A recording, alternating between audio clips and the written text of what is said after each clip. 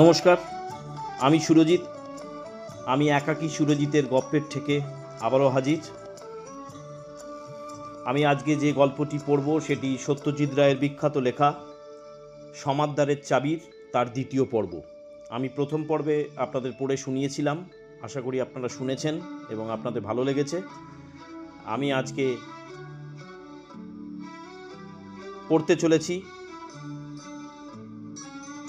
আজকের গল্প সমাদদারের চাবি দ্বিতীয় পর্ব। আমি আবারও বলছি, আপনাদের আমার গল্প শুনে যদি ভালো লাগে চ্যানেলটিকে অবশ্যই সাবস্ক্রাইব করবেন এবং কমেন্টে আপনাদের কমেন্ট লিখে জানাতে পারেন। চলে যাচ্ছি সরাসরি গল্পে। আজকের গল্প সমাদদারের চাবি দ্বিতীয় পর্ব।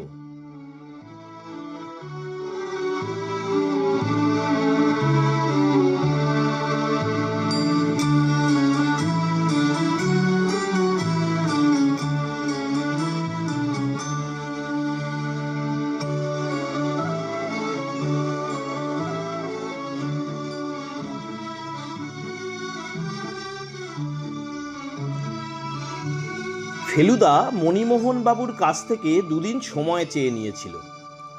চাইতেই হবে, কারণ রাধারমন বাবুর বাড়ি তন্ন তন্ন করে খুঁজেও কোনো চাবি বা চাবি দিয়ে খোলা যায় এমন কোনো বাক্স বা ওই ধরনের কিছু পাওয়া যায়নি। তাই ফেলুদা বলল, 1 নম্বর ওকে চুপচাপ বসে চিন্তা করতে হবে, 2 নম্বর রাধারমন বাবুর কাগজপত্র ঘেঁটে লোকটা সম্বন্ধে কিছু জানা যায় কি না সেটা দেখতে হবে, আর 3 নম্বর গান বাজনা সম্বন্ধে আরেকটু ওয়াকিবহাল হতে হবে। বামুনগাছি থেকে ফেরার পথে মণিমোহন বাবু বললেন, কিরকম বুঝছেন মিস্টার মিত্তির? ফেলুদা তার গম্ভীর ও অন্যমনস্ক ভাবটাকে ঝেড়ে ফেলে দিয়ে বলল, আপনাকে কতকগুলো সন তারিখের ব্যাপারে একটু হেল্প করতে হবে। বলুন। আপনার খুড়তুতো দাদা অর্থাৎ রাধারমন বাবুর ছেলে মুরলীধর কবে মারা গেছেন? 45-এ, 28 বছর আগে। তখন তার ছেলের বয়স কত ছিল? ধরনীর বয়স তখন 7 কিংবা 8। ওরা কলকাতাতেই থাকতো? না, দাদা ভাগলপুরে ডাক্তারি করতেন। উনি মারা যাবার পর বৌদি ছেলেদের নিয়ে কলকাতায় এসে শ্বশুর বাড়িতে ওঠেন। তখন বাবা ছিলেন আমার স্ট্রিটে বৌদি মারা যান। ধরনী তখন সিটি কলেজে পড়ে। মা মারা যাবার পর থেকেই তার মতিগতি বদলে যায়। সে পড়াশোনা ছেড়ে থিয়েটারে ঢোকে। আর তার বছরখানেক পরে কাকাও চলে গেলেন বামুনগাছি।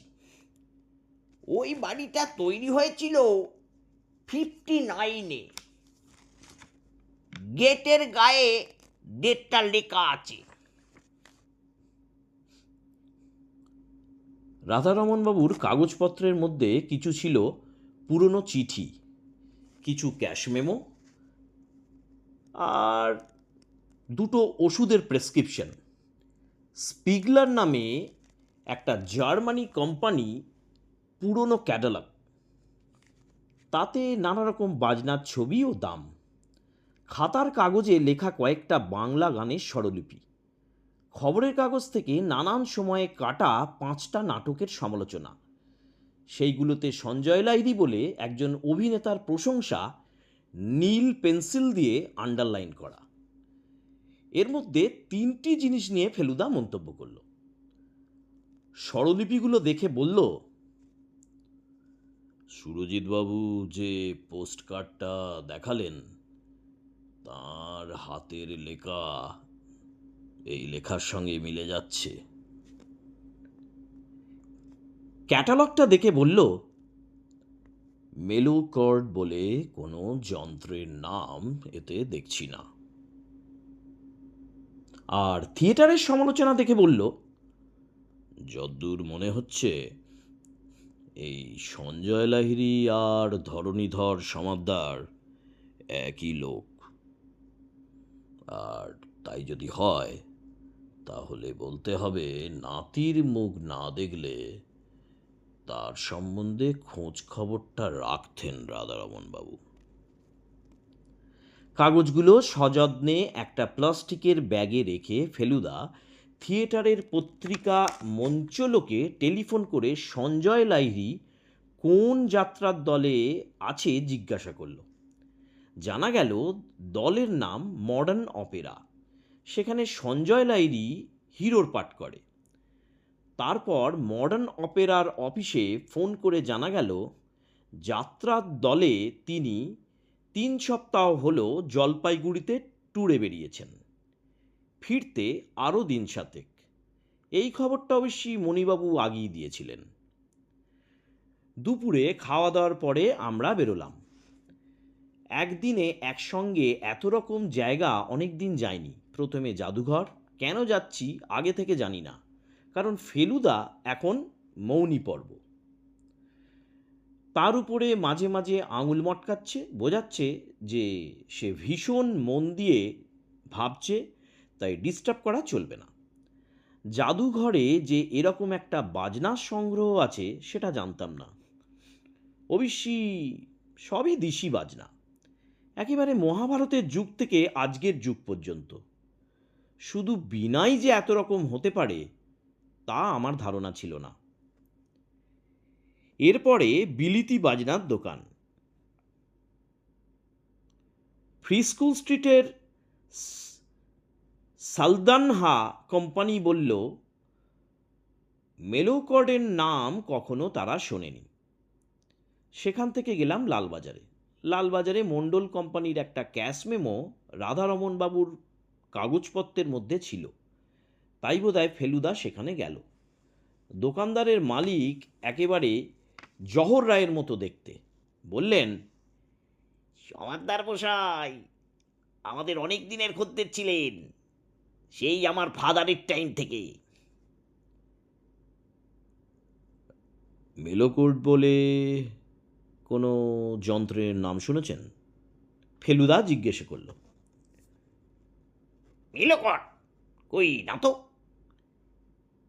ক্ল্যারিওনের টাইপের কিছু ফোঁদা যন্ত্র, উইন্ড ইনস্ট্রুমেন্ট?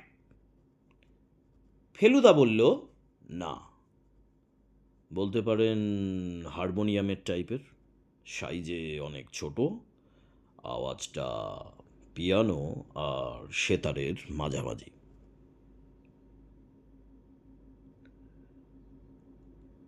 ছোট সাইজের বাজনা, তাতে কটা অক্টেভ পাচ্ছেন আপনি?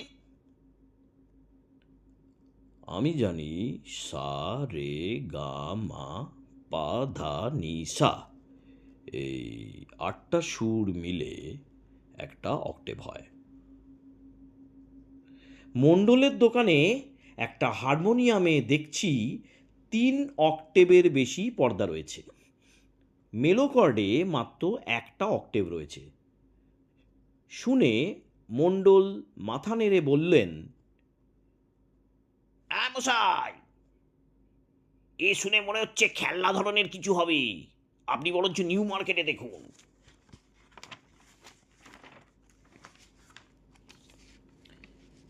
এরপরে ফেলুদা কলেজ স্ট্রিটে দাশগুপ্তর দোকানে 19 টাকা দিয়ে 3টে সঙ্গীতের বই কিনল।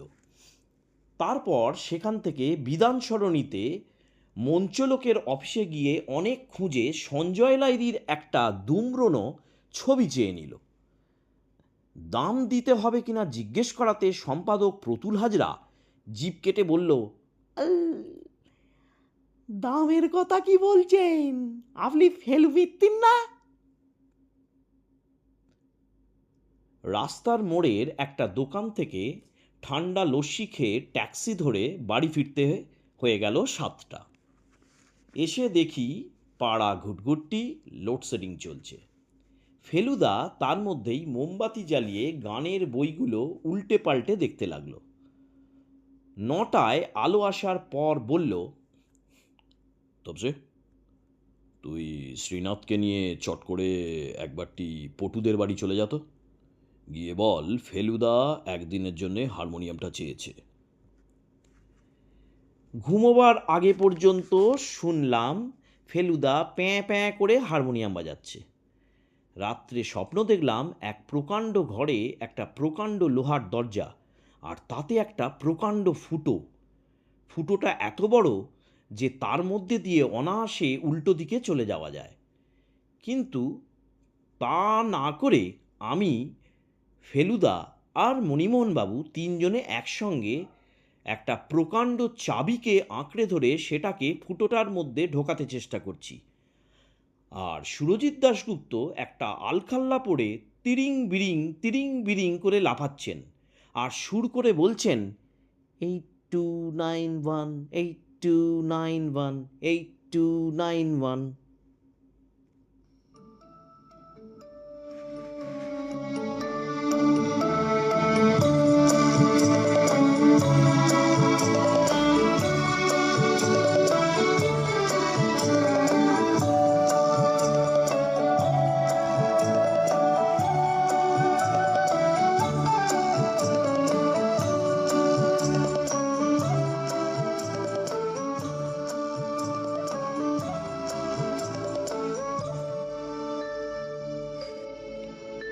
পরদিন মঙ্গলবার। মণিমোহনবাবু বলেছিলেন বুধবার আবার খবর নেবেন, কিন্তু সকাল 7টায় তাঁর টেলিফোন এসে হাজির। ফোনটা আমি ধরেছিলাম। ফেলুদাকে ডেকে দিচ্ছি বলতেই বললেন, দরকার নেই, তুমি ওকে বলো আমি এক্ষুনি আসছি, জরুরি কথা আছে। 15 মিনিটের মধ্যেই ভদ্রলোক এসে হাজির। বললেন, অবনীবাবু একটু কিছুক্ষণ আগেই বামুনগাছি থেকে ফোন করেছিলেন। কাকার শোবার ঘরে মাঝরাতে লোক ঢুকেছিল। ওই জার্মান তালার সংকেত আর কে জানে? ফেলুদা তৎক্ষণাৎ প্রশ্ন করল। আমার ভাইপো জানতো, অবনীবাবু জানেন কিনা জানি না, বোধহয় না, তবে সামনের দরজা দিয়ে ঢোকে নিয়েছিল। তবে বাথরুমে জমাদার ঢোকার দরজা দিয়ে। কিন্তু কাল যখন বাথরুমে গেলাম তখন তো সে দরজা বন্ধ ছিল, আমি নিজে দেখেছি। পরে হয়তো কেউ ভুলেছিল, যাই হোক কিছু নিতে পারেনি। ঢোকার সঙ্গে সঙ্গেই অনুকূল টের পেয়ে গেছিল। আপনি এখন ফ্রি আছেন, একবার যেতে পারবেন? নিশ্চয়, তবে তার আগে একটা প্রশ্ন আছে। রাধারমন বাবুর নাতিকে, অর্থাৎ আপনার ভাইপো ধরণীকে এখন দেখলে চিনতে পারবেন? মণিবাবু ভুরু কুঁচকে বললেন, অনেক কাল আগে দেখা নেই ঠিকই, তবু হাজারো ভাইপো তো। ফেলুদা তার ঘর থেকে একটা ছবি এনে মণিমোহনবাবুকে দিল। মঞ্চলোকের অফিস থেকে আনা সঞ্জয় লাহিড়ির ছবি।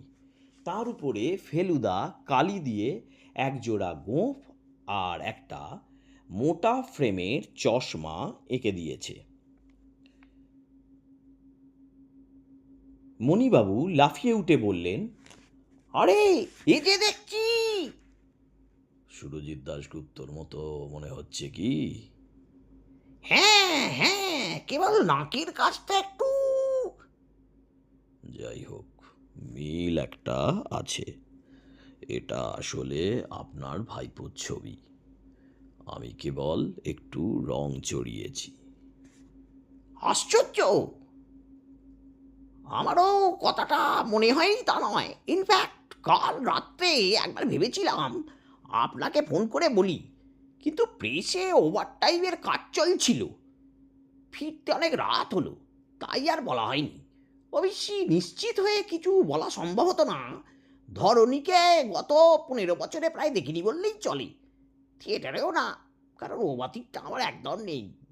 আর যাত্রা তো ছেড়েই দিলাম। অথচ আপনার অনুমান যদি সত্যি হয় তাহলে দুটো ব্যাপার প্রমাণ করতে হয়। এক, সুরজিৎ দাশগুপ্ত বলে আসলে কেউ নেই। দুই,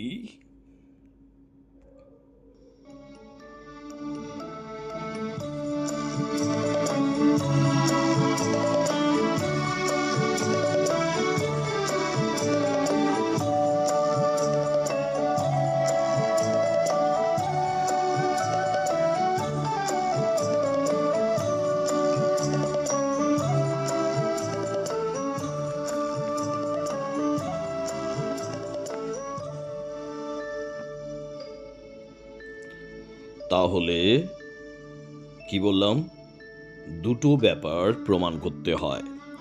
এক, সুরজিৎ দাশগুপ্ত বলে আসলে কেউ নেই। দুই, সঞ্জয় লাহিড়ী যাত্রার দল থেকে ছুটি নিয়ে চলে এসেছে, এবং সেটা এসেছে আপনার কাকার মৃত্যুর আগেই। তবে মিনার্ভা হোটেলের নাম্বারটা বার করতো। হোটেলের সঙ্গে কথা বলে জানা গেল সুরজিৎ দাশগুপ্ত বলে একজন সেখানে এসেছিল, কিন্তু গতকাল সন্ধ্যাবেলায় তিনি হোটেল ছেড়ে চলে যান।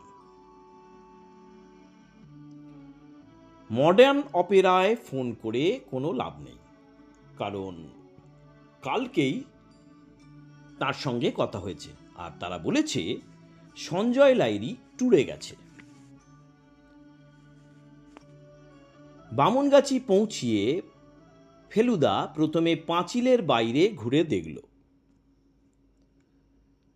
যেই আসুক তাকে গাড়ি বা ট্যাক্সি করে আসতে হয়েছে, আর সেই গাড়ি বাড়ি থেকে দূরে রেখে বাকি পথটা হেঁটে এসে পাঁচিলে উঠে বা পাঁচিল টপকাতে হয়েছে।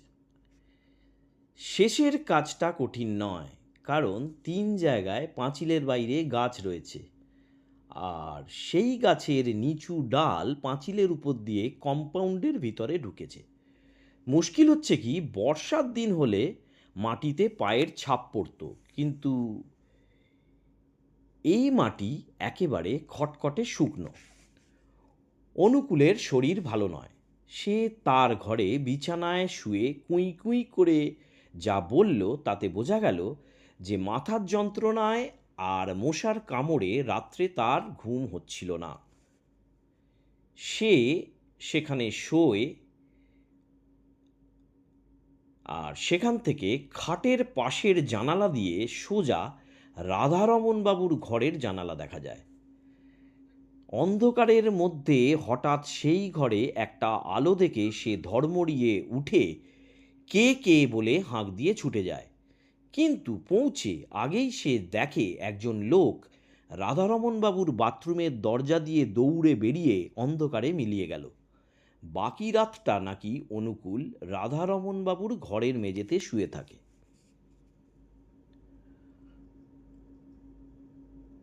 অন্ধকারের মধ্যে সে লোকটাকে চিনতে পারেনি বোধহয়। মণিবাবু প্রশ্ন করলেন।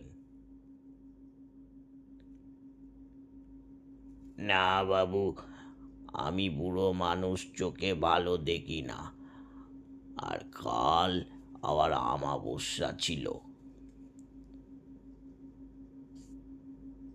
রাধারমণবাবুর ঘরে গিয়ে দেখলাম জিনিসপত্র যেমন ছিল তেমনই আছে, কিন্তু তাও ফেলুদার গম্ভীর গলার স্বরে বেশ ঘাবড়ে গেলাম।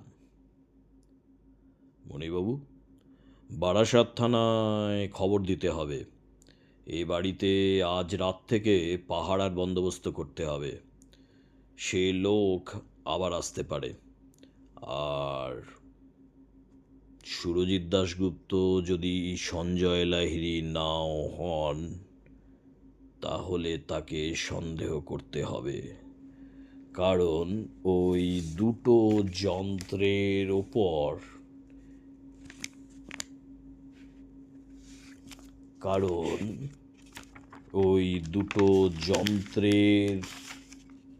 ওপর ওনার যথেষ্ট লোভ। পয়সা দিয়ে কেনা সম্ভব না হলে অন্য উপায়ে এগুলো হাত করার চেষ্টা স্বাভাবিক নয়। এইসব কালেক্টরদের গোঁ বড় সাংঘাতিক। মণিবাবু বললেন, আমি অবনীবাবুর বাড়ি থেকে এক্ষুনি থানায় ফোন করে দিচ্ছি, ওসির সঙ্গে আমার আলাপ আছে। ভদ্রলোক ব্যস্তভাবে ঘর থেকে বেরিয়ে গেলেন। ফেলুদা মেলোকরটাকে নিয়ে খাটের ওপর বসে নেড়েচেড়ে দেখতে লাগলো। দারুণ মজবুত তৈরি, দুপাশের কাঠে সুন্দর কাজ করা। জিনিসটাকে চিৎ করে আলোতে ধরতে একটা রং চটে যাওয়া লেবেল দেখা গেল। ফেলুদা চোখ কুঁচকে লেখাটাকে পড়ে বলল, স্পিগলার কোম্পানির তৈরি, made in Germany. Feluda harmonium বাজাতে জানে না ঠিকই, কিন্তু কাঁচা হাতে একটা একটা করে পর্দা টিপে যখন জনগণর খানিকটা মেলোকর্ডে বাজালো, তখন যন্ত্রটার গুণে সেটা শুনতে বেশ ভালোই লাগছিল। তারপর সেটাকে আবার টেবিলের উপর রেখে বলল, একবার ইচ্ছে করে যে জিনিসটাকে ভেঙে ভেতরে কি আছে দেখি, কিন্তু যদি দেখি কিছু না, মানে কিছু নেই, তাহলে বাজনাটার জন্য আফসোস হবে। সুরজিৎ দাশগুপ্ত 1,000 টাকার অফার করেছিল এটার জন্য। অনুকূল এই শরীরেও শরবত নিয়ে আমাদের কাছে উপস্থিত হলো। সেটায় চুমুক দেবার সঙ্গে সঙ্গে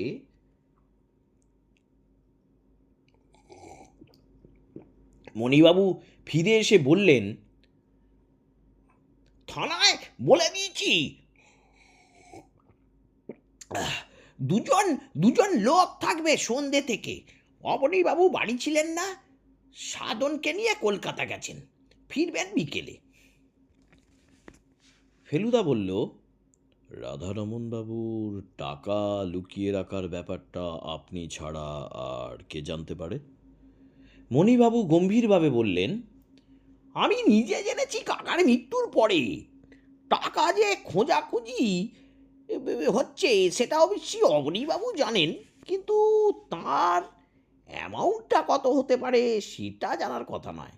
আর সুরজিৎ দাশগুপ্ত যদি আসলে ধরণীধর হয়ে থাকে, তাহলে সে যেদিন কাকার সঙ্গে এসে কথা বলেছিল সেটা সেই দিনকে কিছু জেনে থাকতে পারে। আমার তো বিশ্বাস যে কাকার কাছে টাকা চাইতে এসেছিল, তারপরে কাকার সঙ্গে কথা কাটাকাটি হয়, তার ফলে। মণিবাবু কথাটা শেষ করলেন না। ফেলুদা তাঁর দিকে একদৃষ্টে তাকিয়ে বলল, তার ফলে আপনার কাকার হার্ট অ্যাটাক হয়, আর সেই অবস্থাতেই ধরণীধর ঘরের মধ্যে টাকার অনুসন্ধান করে। আপনি এই ভাবছেন তো? হুম, কিন্তু এটাও জানি সে টাকা খুঁজে পায়নি। যদি পেত, তাহলে সে বাজনা কেনার অজুহাতে আবার ফিরে আসতো না, এই তো? ঠিক তাই, তার ধারণা ওই দুটো বাজনা একটার মধ্যে টাকাটা রয়েছে, ওই দুটো বাজনার মধ্যে একটাতে টাকা রয়েছে। মেলোকট? মণিবাবু ফেলুদার দিকে তীক্ষ্ণ দৃষ্টি দিলেন। আপনি তাই বলছেন? আমার মন তাই বলছে, ফেলুদা বলল। তবে আমি আন্দাজে ঢিল মারা পছন্দ করি না, আর আপনার কাকার শেষ কথাগুলো আমি বুঝতে পারছি না এবং ভুলতেও পারছি না। আপনার শুনতে কোনো ভুল হয়নি তো? উনি চাবি কথাটাই বলেছিলেন তো?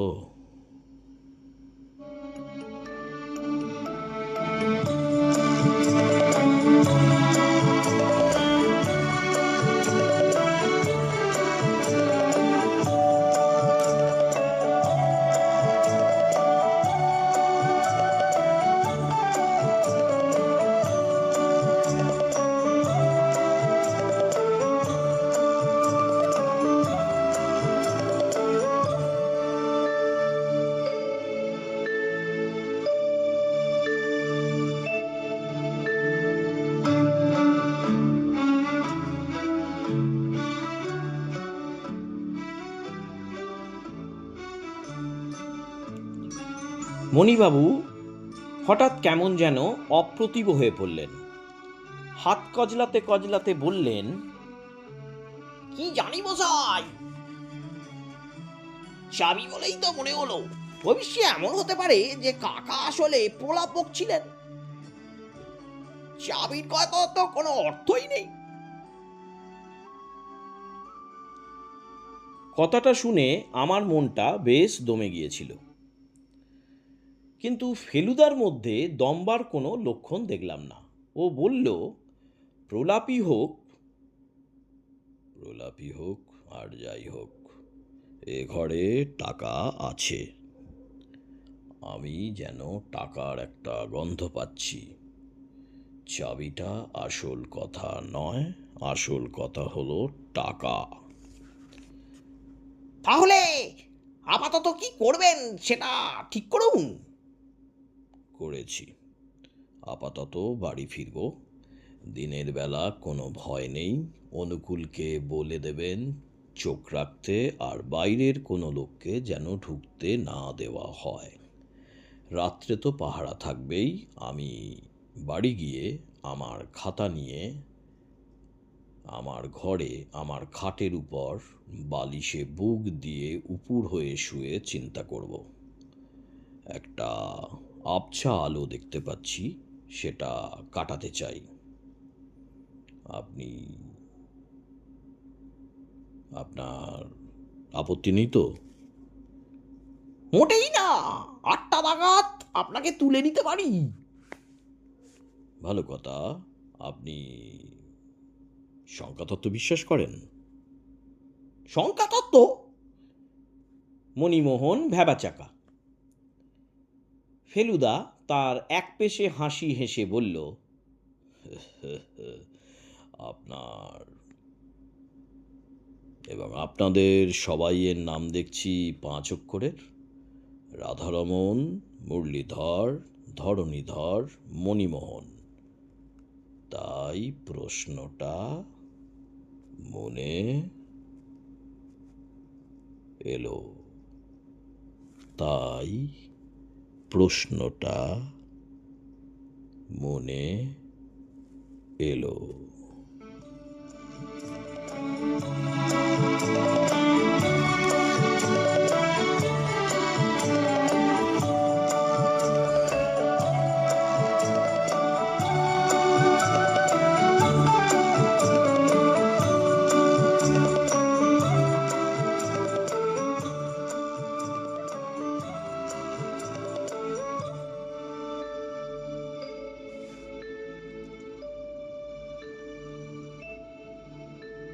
আগে লেখ, মৃত ব্যক্তির নাম কি ছিল? ফেলুদা তার খাটে বসে আছে, আমি তার পাশের চেয়ারে। আমার হাতে সে খাতা পেন্সিল ধরিয়ে দিয়েছে। আমি লিখলাম, রাধারমণ সমাদ্দার। তার নাতির নাম কি ছিল? ধরণীধর সমাদ্দার। নাতির থিয়েটারি নাম? সঞ্জয় লাহিড়ী। দেরাদুনে বাজনা সংগ্রাহকের নাম? সুরজিৎ দাশগুপ্ত। রাধারমণের প্রতিবেশীর নাম? অবনী সেন। তার ছেলের নাম? সাধন সেন। রাধারমণের শেষ কথা কি ছিল? আমার নামে চাবি চাবি। গানে একটা সা থেকে তারপরের সা পর্যন্ত কটা সুর থাকে? এর মধ্যে ফেলুদা তার কেনা সঙ্গীত প্রবেশিকার প্রথম চ্যাপ্টারটা আমাকে দিয়ে পড়িয়ে নিয়েছে। গান নিয়ে সে কেন যে এত মেতে উঠেছে জানি না। যাই হোক, আমি লিখলাম 12টা। কি? 7টা শুদ্ধ, 4টে কোমল, একটা কড়ি। শুদ্ধ সুর কি? কিভাবে লেখে? স, র, গ, ম, প, ধ, ন। কোনটা কোমল হয়? র গ ধ ন। কিভাবে লেখে? রি ঞ দ ন। আর করি ম। কিভাবে লেখে? ঞ। এবার দে, কাগজটা দে। দিলাম। এবার বাইরের বৈঠকখানায় গিয়ে বস। দরজাটা ভেজিয়ে দে, আমি কাজ করব। গেলাম বৈঠকখানায়, দরজা ভেজালাম, সোফায় বসলাম। চাঁদের পাহাড় বইটা 3বার পড়েছি, আবার পড়তে শুরু করলাম। প্রায় 1 ঘন্টা পরে ফেলুদা ঘরের এক্সটেনশন টেলিফোনে ডায়াল করার আওয়াজটা পেলাম। কৌতূহল সামলাতে না পেরে দরজার কাছে গিয়ে কান লাগালাম। ফেলুদার গলা পেলাম। ডাক্তার বোস আছেন? চিন্তামণি বোস? হ্যালো।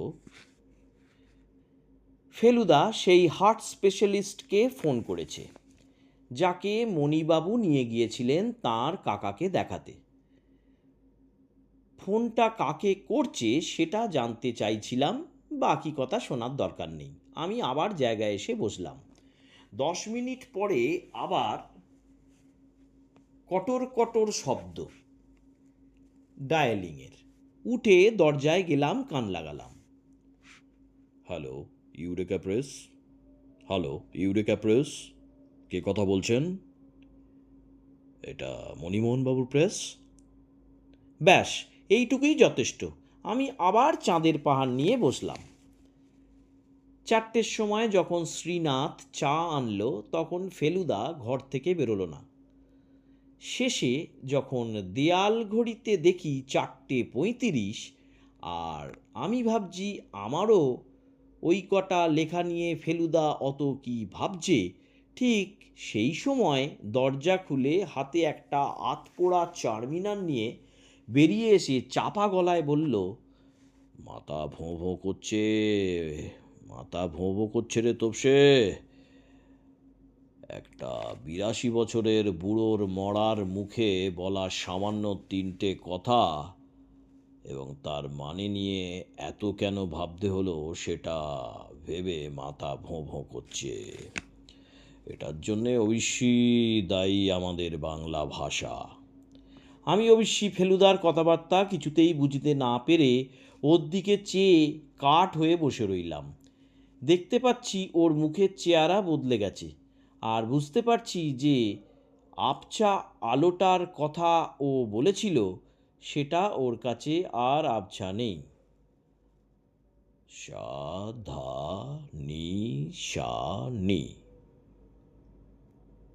সব কটা শুদ্ধ সুর। শুনে কিছু মনে পড়ছে? কোনো মানে বুঝতে পারছিস তপসে? কোনো মানে বুঝতে পারছিস?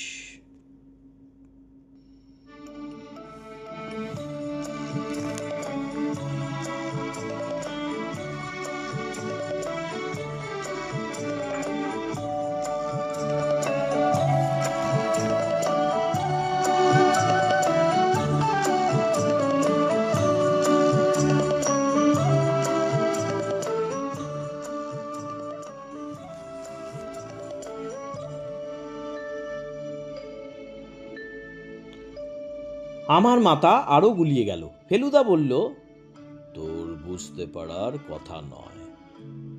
পারলে তোতে আর ফেলুমিত্তিরে কোনো তফাৎ থাকতো না।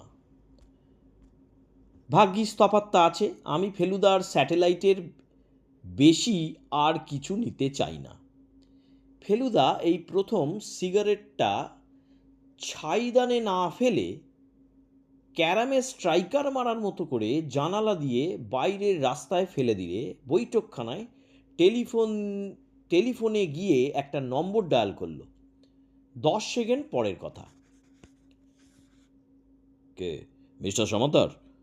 চলে আসুন, চলে আসুন এক্ষুনি। বামুনগাছি যেতে হবে। হ্যাঁ, হয়ে গেছে, সব পরিষ্কার। মেলোকর্ড, হ্যাঁ, মেলোকর্ডই আমাদের রহস্যের চাবিকাঠি। তারপর টেলিফোনটা রেখে গম্ভীর গলায় বলল, একটা রিস্ক আছে, একটা রিস্ক আছে রে তোপসে। কিন্তু সেটা না নিলেই নয়। মণিবাবু ড্রাইভার গুরুচরণ দেখতে বুড়ো হলেও ভিআইপি রোডে 85 কিলোমিটার/আওয়ার স্পিড তুলল। ফেলুদার ভাব দেখে মনে হলো 100 হলে সে আরও খুশি হতো। এয়ারপোর্টের পর খানিকটা রাস্তা লোকজনের ভিড়ে স্পিড অনেকটা কমল, কিন্তু পরের দিকে আবার 60-এ তুলল। যদিও রাস্তা তত চওড়া নয় আর সন্ধেও হয়ে আসছে, রাধারমণবাবুর গেটের কাছাকাছি এসে ফেলুদা বলল, পাহাড়ায় লোক আসার সময় বোধহয় এখনো হয়নি। গেট দিয়ে ঢুকতেই বাগানে দেখলাম বন্দুক হাতে সামনে দাঁড়িয়ে আছে সাধন। গাড়ি থেকে নেমে ফেলুদা বলল, কি সাধনবাবু, এই সন্ধ্যের আলোতে কি শিকার করা হচ্ছে? সাধন বলল, বাদুর। রাধারমণবাবুর কম্পাউন্ডের ঠিক বাইরে একটা অশ্বত্থ গাছ থেকে কয়েকটা বাদুড় ঝুলছে, আর সেটা গাড়ি থেকে নেমেই আমার চোখে পড়েছিল। অনুকূল গাড়ির আওয়াজ পেয়ে তার ঘর থেকে বেরিয়ে এসেছিল। মণিবাবু তাকে লণ্ঠন জ্বালাতে বলে বাড়ির ভিতর ঢুকলেন, আর আমরাও ঢুকলাম তার পিছন পিছন। 8291 তালাটা খুলতে খুলতে মণিবাবু বললেন, রহস্যের কি সমাধান হলো সেটা খুব জানতে ইচ্ছা হচ্ছে। আসলে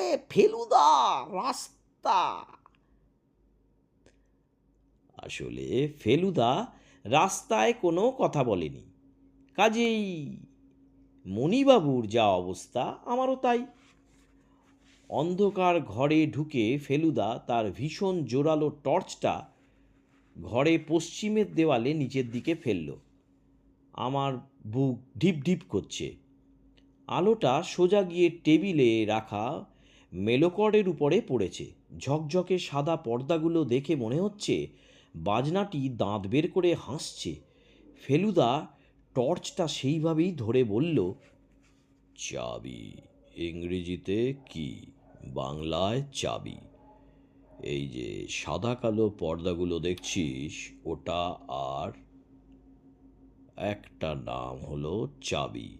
আর সেই চাবির কথাই। চোখের পলকে এমন এক ব্যাপার ঘটে গেল যা ভাবতে আমার গায়ে এখনো কাঁটা লাগে। মণিবাবু হঠাৎ বাঘের মতো মেলোকটটাকে তুলে নিয়ে সেটা ফেলুদার মাথার দিকে একটা প্রকাণ্ড বাড়ি মেরে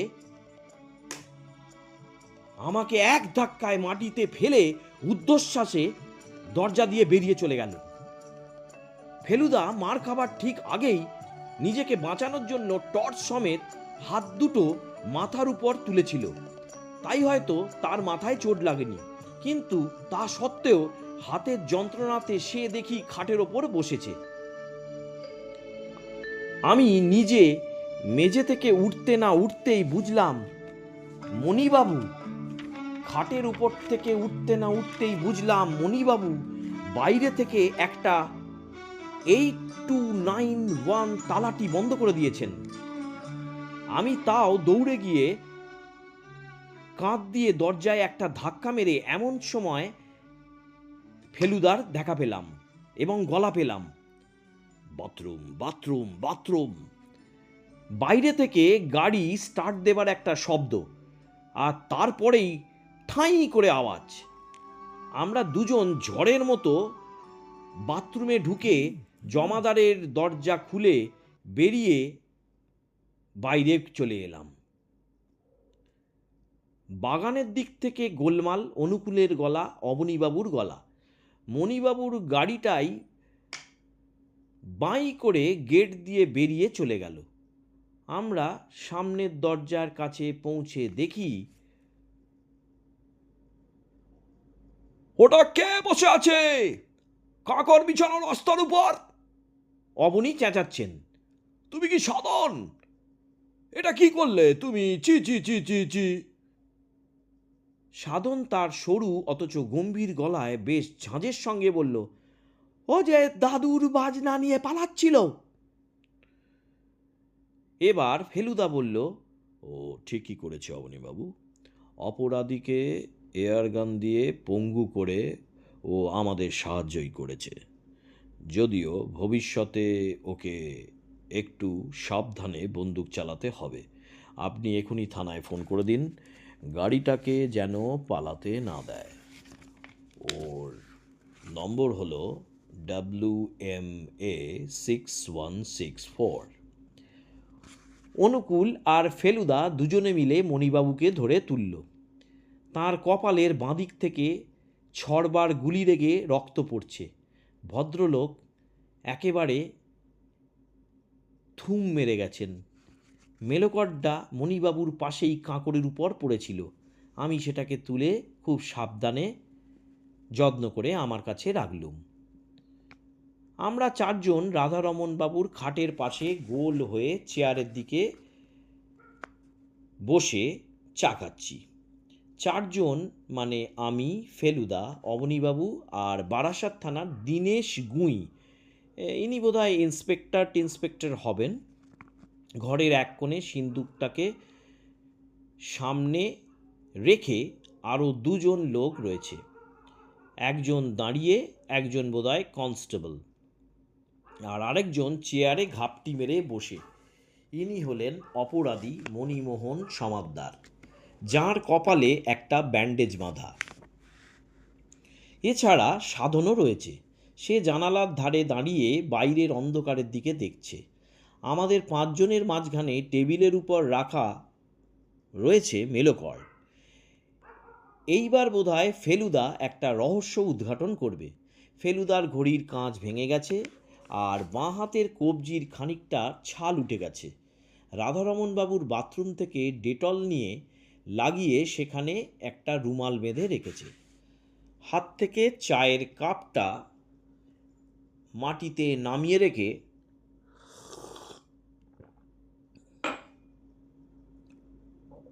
ফেলুদা বলতে আরম্ভ করল, মণিমোহন সমাদ্দারকে আমি সন্দেহ করতে আরম্ভ করি আজ দুপুর থেকে, কিন্তু তিনি কোনো একটা বেচাল না চাললে তাকে বাগে আনা যাচ্ছিল না, কারণ তার বিরুদ্ধে প্রমাণের অভাব। আমি তাই খানিকটা রিস্ক নিয়ে তাকে প্রচণ্ড প্রশ্রয় দিচ্ছিলাম। আমাদের আচমকা আক্রমণ করে বাজনা নিয়ে পালানোটাই হলো তাঁর ভুল চাল। শেষ পর্যন্ত তিনি পালাতে পারতেন না ঠিকই, কিন্তু তিনি যে এত তাড়াতাড়ি শায়েস্তা হলেন তার জন্য ঐশী দায়ী সাধনের এয়ারগান। মণিমোহনবাবুর একটা কথায় আমার খটকা লাগে। কথাটা যখন বলেছিলেন তখন লাগেনি, লাগে পরে। উনি বলেছিলেন পরশু ওর প্রেসে ওভারটাইমের কাজ হচ্ছিল আর ওর বাড়ি থেকে ফিরতে অনেক রাত হয়েছিল। পরশু ছিল সোমবার। আমি জানি যে পাড়ায় মণিবাবুর প্রেস, সে পাড়ায় সন্ধ্যা নিয়মিত লোডশেডিং হয়। আমার এক প্রফেসর বন্ধু সেই একই পাড়ায় থাকে, আর ইউরেকা প্রেসে ফোন করে জানতে পারি যে প্রথমত সোমবার বিকেল থেকে লোডশেডিংয়ের জন্য কাজ বন্ধ ছিল, আর দ্বিতীয়ত মণিমোহনবাবুর দুপুরের পর আর সেদিন প্রেসে যাননি। এই মিথ্যে কথাতেই আমার মনে ভীষণ খটকা লাগে, আর তারপরেই সন্দেহ হয় উনি রাধারমণবাবুর শেষ কথা সম্বন্ধে যা বলেছিলেন সেটা সত্যি তো? রাধারমণের মৃত্যুর সময় মণিবাবু ছাড়াও একজন লোক সেখানে ছিলেন। তিনি হলেন ডাক্তার চিন্তামণি বোস। তাকে ফোন করে জানতে পারি যে মণিবাবু পুরোপুরি সত্যি কথা বলেননি। রাধারমণের একটা কথা তিনি গোপন করেছিলেন। রাধারমণ আসলে বলেছিলেন, ধরণী আমার নামে চাবি চাবি। ধরণী হল রাধারমণবাবুর নাতি। মৃত্যুর আগের মুহূর্তে তাঁর নাতিকেই তিনি কিছু বলার জন্য ভেবেছিলেন এবং ভাইপোকে নয়। ভাইপোকে হয়তো সে অবস্থায় তিনি চিনতেই পারেননি। আসলে নাতির সঙ্গে তাঁর সরাসরি সম্পর্ক না থাকলেও তাঁর উপর থেকে রাধারমণ বাবুর স্নেহ যায়নি। আর তার অভিনয়ের প্রশংসা কাগজে বেরোলে তিনি তা কেটে রাখতেন। কিন্তু যে কথাটা তিনি নাতিকে বলতে চেয়েছিলেন সেটা শুনে ফেলল তাঁর ভাইপো। চাবি কথাটা শুনে মণিমোহনবাবু বুঝলেন যে টাকা পয়সার কথা বলা হচ্ছে, কিন্তু শেষটায় চাবি দিয়ে কিছুই বেরোলো না। তখন মণিবাবুকে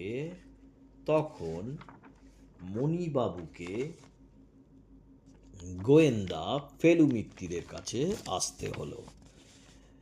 মতলব এই যে আমি টাকার সন্ধান দেব আর উনি সুযোগ বুঝে সেটি আত্মসাৎ করবেন। উইল আছে কিনা জানা নেই, না থাকলে টাকাটা নাতি পাবে, আর থাকলেও মণিবাবু পাবার সম্ভাবনা কম, কারণ আমার বিশ্বাস রাধারমণবাবু তাঁর ভাইপোকে পছন্দ করতেন না। এখন কথাটা হচ্ছে আমার কাছ থেকে কিছু একটা লুকোবার জন্যেই নিশ্চয়ই মণিবাবু মিথ্যে কথার বলার দরকার হয়েছিল। তার মাথায় কি সেদিন কোনো ক্রূর অভিসন্ধি খেলছিল, যে কারণে তার পক্ষে প্রেসে যাওয়া সম্ভব হয়নি? সেই দিনই মাঝরাত্রে যে লোক রাধারমণবাবুর ঘরে হানা দিয়েছিল সে কি তাহলে মণিমোহন সমাদ্দার? এটা আমার কাছে খুবই বিশ্বাসযোগ্য মনে হয়েছিল, কারণ সেদিনই সকালে আমি যখন রাধারমণবাবুর বাথরুমে পরীক্ষা করে দেখি তখন জমাদারের দরজা ভিতর থেকে বন্ধ ছিল। সে দরজা খুলল কে, আর সে দরজা খুলবে কে এবং কেন? বাথরুমে তো আর ব্যবহার করা হচ্ছে না। আসলে যে লোকটা ঢুকেছে সে সামনের দরজা দিয়ে জার্মান তালা খুলে ঢুকেছে। সে তালার সংকেত জানা লোক। ঘরে ঢুকে সে লোক জমাদারের দরজা খুলে বেরিয়ে এসে জার্মান তালা বন্ধ করে আবার বাথরুম দিয়ে ঢুকেছে। এই লোক যে মণিমোহন সমাদ্দার তাতে কোনো সন্দেহ নেই। তিনি বোধহয় বাকি কথাটার মানে বুঝে ফেলে মেলোকর্ড নামক চাবিওয়ালা যন্ত্রটা নিতে এসেছিল, তাই না? আমাদের সকলের দৃষ্টি মণিবাবুর দিকে গেল। মাথা হেঁট করে আবঝা অন্ধকারে দুবার মাথা নেড়ে হ্যাঁ বললেন। ফেলুদা বলল, চাবি যে বাজনার চাবি সেটা বুঝলেও মণিবাবু বোধহয় রাধারমণের বাকি সংকেতটা ধরতে পারেননি, কারণ অতটা বুদ্ধি ওর নেই। এই বাকি সংকেতটা আমি বুঝতে পারি আজ বিকেলে, আর সেটার জন্য দায়ী শ্রীমান সাধন। এবার আমরা সকলে অবাক হয়ে সাধনের দিকে চাইলাম। সেও দেখি বড় বড় চোখে ফেলুদার দিকে দেখছে। ফেলুদা বলল, তোমার দাদু সুরের বিষয়ে কি বলেছিলেন সেটা আরেকবার বলে দাও তো সাধন।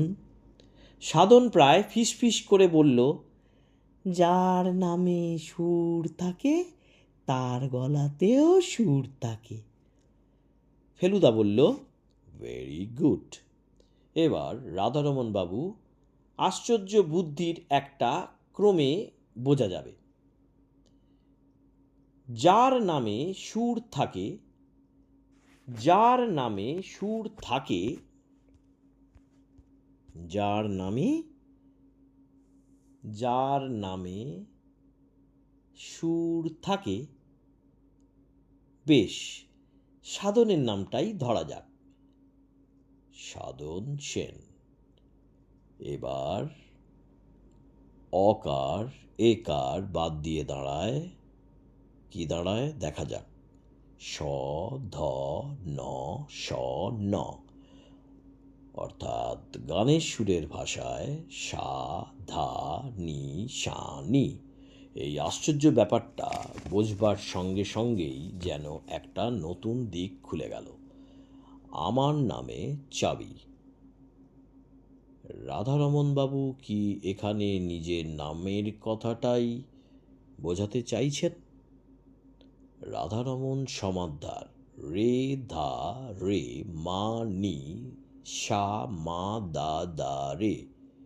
কি সহজ, অথচ কিভাবে ক্লেভারি করল, কি চতুর। ধরণীধরও কিন্তু গাইতে পারত। তার নামেও দেখছি সুর। ধা রে নি দা রে সা মা দা দা রে।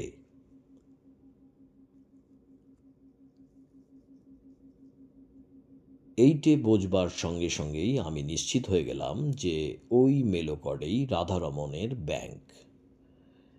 যান্ত্রিক কলাকৌশলের দিকে রাধারমণবাবুর একটা ঝোঁক ছিল, সেটা ওই জার্মান তালা থেকে বোঝা যায়। এই মেলোকডও জার্মানিতেই তৈরি। স্পিগলার কোম্পানি নামে একটি বিখ্যাত বাজনা প্রস্তুতকারক রাধারমণবাবুর বিশেষ নির্দেশ অনুযায়ী এই মেলোকডটা তৈরি করে। কি ভাগ্যিস এটি সুরজিৎ দাশগুপ্তর হাতে চলে যায়নি। অবশ্যই যন্ত্র দেওয়ার আগে রাধারমণ তার ভিতরের জিনিস নিশ্চয়ই বার করে নিতেন। বোধহয় ব্যাংকের আর প্রয়োজন বোধ করছিলেন না তিনি। হয়তো তার আর বেশি দিন বাঁচা হবে না, এটি তিনি সত্যিই বুঝতে পেরেছিলেন। সুরজিৎ ভদ্রলোকটিকে আমরা মিছিমিছি সন্দেহ করেছিলাম। ভাবছিলাম উনি ছদ্মবেশী ধরণীধর। আসলে সুরজিৎবাবু সত্যি একজন বাজনা পাগল সঙ্গীতজ্ঞ লোক। তার উল্লেখ আমি গানের বইতেও পেয়েছি। আর ধরণীধর সত্যি তার যাত্রার দলের সঙ্গে ট্যুরে বেরিয়েছেন। এখন জানা দরকার যে তার ভাগ্যে সত্যিই কোনো অর্থপ্রাপ্তি আছে কি না। আর তার অনেক দিন থেকেই একটা নিজের যাত্রার দল করার ইচ্ছে। মঞ্চলোকের একটা ইন্টারভিউতে সে তাই বলেছে। তোপসে, লণ্ঠনটা কাছে এনে ধরত। আমি লণ্ঠনটা খাটের পাশের টেবিল থেকে তুলে মেলোকডের পাশে এনে ধরলাম। ফেলুদা বলল, অনেক ধকল গেছে এটার উপর দিয়ে, তবে জার্মান জিনিস তো, দেখা যাক রাধারমণের বুদ্ধি আর স্পিগলার কোম্পানির কারিগরি মিলে কি জিনিস দাঁড়িয়েছে। রাধারমণ সমাদ্দারের নামের অক্ষর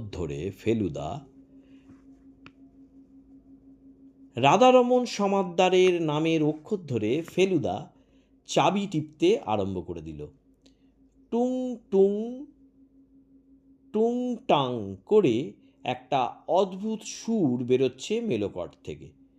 শেষ সুরটা টেপার সঙ্গে সঙ্গে একটা চাবুকের মতো শব্দ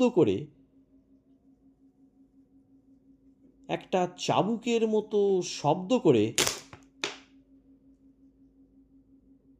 সকলকে চমকে দিয়ে মেলোকডের ডান পাশের কাঠের দরজাটা খুলে গেল। আমরা ঝুঁকে পড়ে দেখলাম সেই দরজার পিছনে রয়েছে লাল মখমলের লাইনিং দেওয়া একটি খুপড়ি, আর সেই খুপড়িতে ঠাসা রয়েছে তারা 100 টাকার নোট। নোটগুলো টেনে বার করে ফেলুদা বলল, কমপক্ষে 50,000। আসুন নবনীবাবু, গোনা যাক। ফেলুদার চোখ লণ্ঠনের আলোয় জ্বলজ্বল করছে। আমি জানি সেটা লোভ নয়, সেটা তার শান দেওয়া বুদ্ধির খানিকটা অংশ।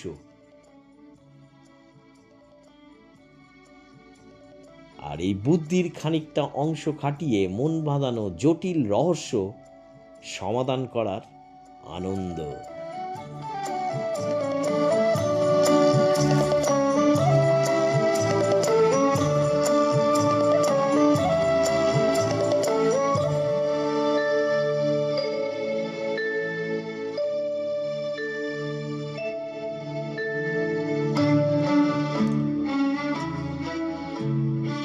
নমস্কার। এখন শেষ হলো সমাদদারের চাবি দ্বিতীয় পর্ব এবং শেষ পর্ব। আমি সুরজিৎ। আমি আপনাদের কাছে নতুন নতুন গল্প পড়তে থাকি। আমি একাকী সুরজিতের গপ্পের ঠেক চ্যানেলে।